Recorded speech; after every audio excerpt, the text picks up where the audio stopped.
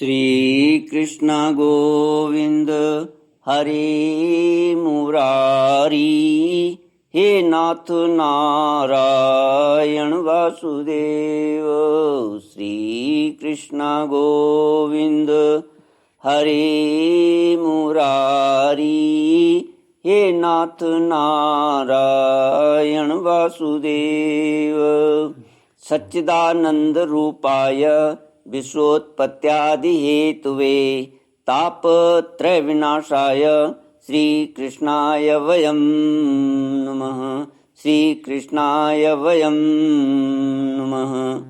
सच्चित आनंद स्वरूप परमात्मा जो सृष्टि के उत्पत्ति, पालन और संहार करता है तथा जीवों के आध्यात्मिक आदि दैविक आदि भौतिक तापों को नष्ट करने वाले हैं, अर्थात जीवों के मानसिक, शारीरिक और भौतिक दुखों को दूर करने वाले हैं, उन श्री कृष्ण भगवान को हम नमस्कार करते हैं।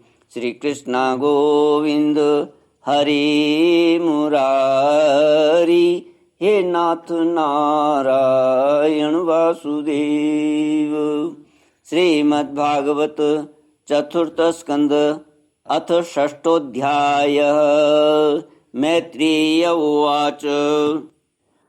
अथ देवगणाः सर्वे रुद्रानीकैः पराजिताः शूलपट्टिः स निःसन्त्रिंस गदापरिघमुद्गरैः सच्छिन्नभिन्न सर्वाङ्गाः सर्वित्विक् सभ्याभयाकुलाः स्वयंभुवे नमस्कृत्य कार्त्स्यन्यैतन्यवेदयन्। श्री कृष्ण गोविंद हरे मुरारी। हे नाथ नारायण वासुदेव। श्री मैत्रेय जी कहते हैं, विदुर जी, इस प्रकार जब रुद्र के सेवकों ने समस्त देवताओं को हरा दिया और उनके संपूर्ण अंग प्रत्यंग भूत प्रेतों के त्रिशूल, पट्टिस, खड्ग, गदा, परिघ और मुद्गर आदि आयुधों से छिन्न भिन्न हो गए, तब वे ऋतिज और सदस्यों के सहित बहुत ही डर कर ब्रह्मा जी के पास पहुंचे और प्रणाम करके उन्हें सारा वृत्तांत कह सुनाया। भगवान ब्रह्मा जी और सर्वांतर्यामी श्री नारायण पहले से ही इस भावी उत्पात को जानते थे, इसी से वे दक्ष के यज्ञ में नहीं गए थे।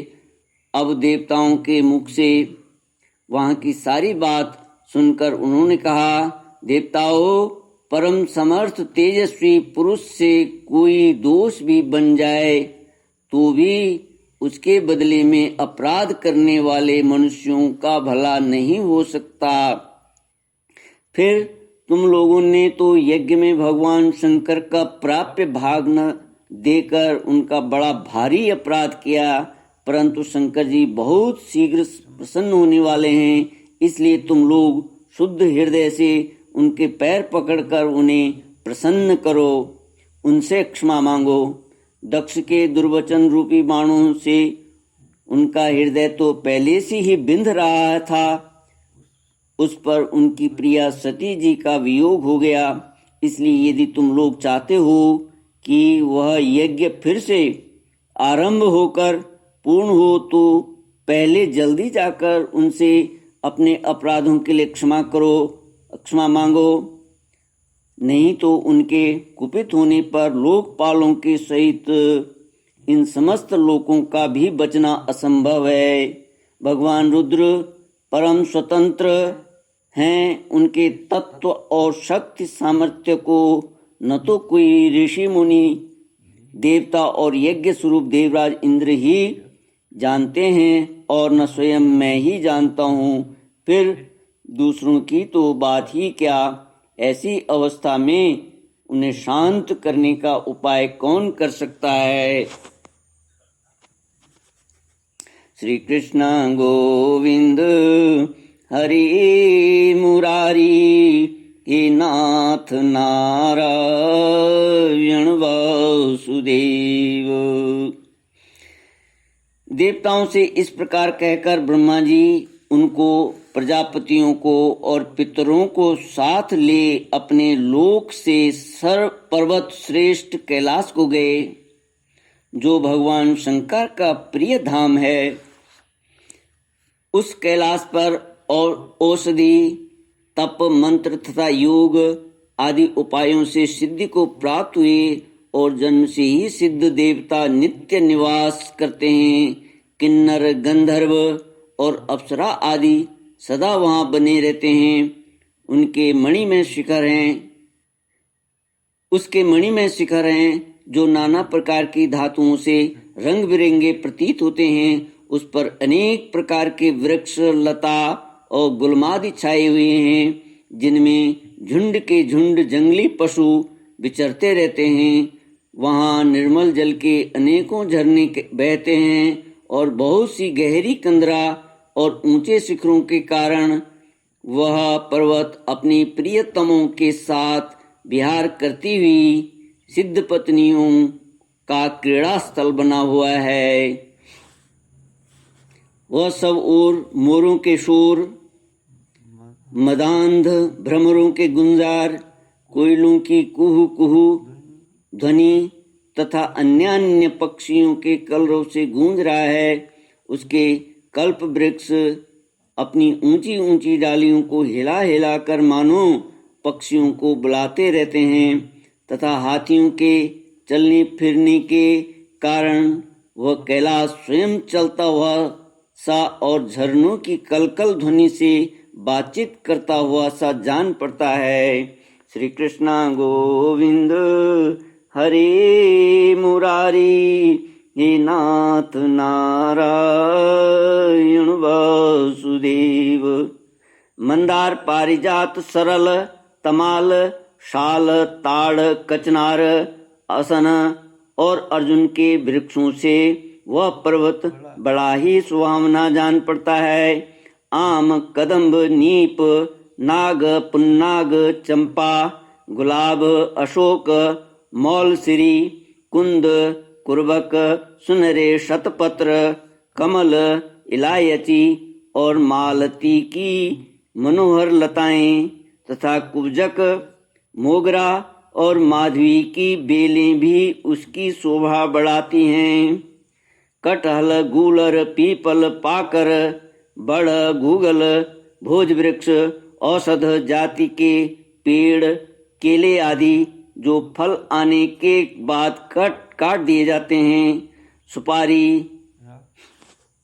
राजपूग, जामुन, खजूर, आमला, आम, पियाल, महुआ और लिसोड़ा आदि विभिन्न प्रकार के वृक्षों तथा पोले और ठोस बांस के झुरमुटों से वह पर्वत बड़ा ही मनोहर मालूम पड़ता है। उसके सरोवरों में कुमुद, उत्पल, कलहार और शतपत्र आदि अनेक जाति के कमल खिले रहते हैं।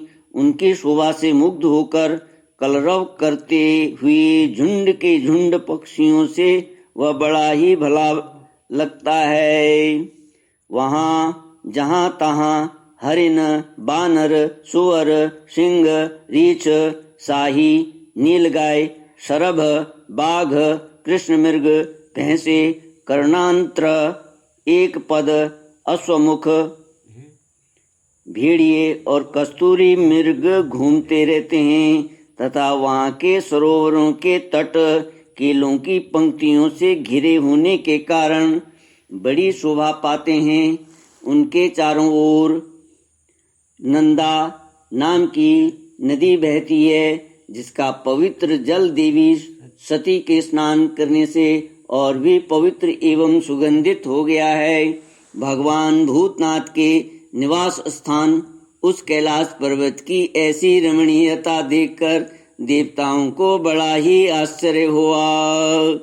वहाँ उन्होंने अलका नाम की एक सुरम्यपुरी और सौगंधिक वन देखा, जिसमें सर्वत्र सुगंध फैलाने वाले सौगंधिक नाम के कमल खिले हुए थे। उस नगर के बाहर की ओर नंदा और अलकनंदा नाम की दो नदियां हैं। वे तीर्थ पाद श्री हरि की चरण रज के संयोग से अत्यंत पवित्र हो गई हैं। विदुर जी, उन नदियों में रति विलास से थकी हुई देवांगनाएं अपने अपने निवास स्थान से आकर जल क्रीड़ा करती हैं और उसमें प्रेमवश अपने प्रियतमों पर जल उलीचती हुई हैं।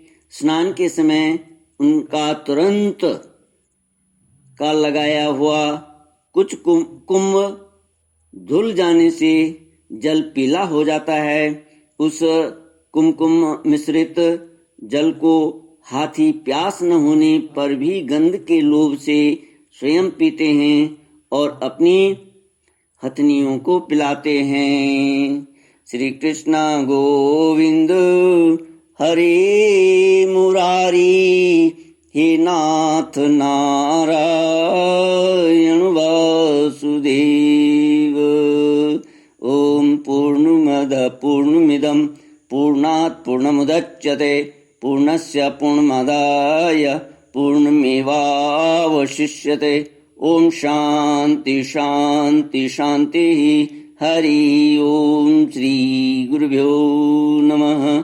हरि ओम।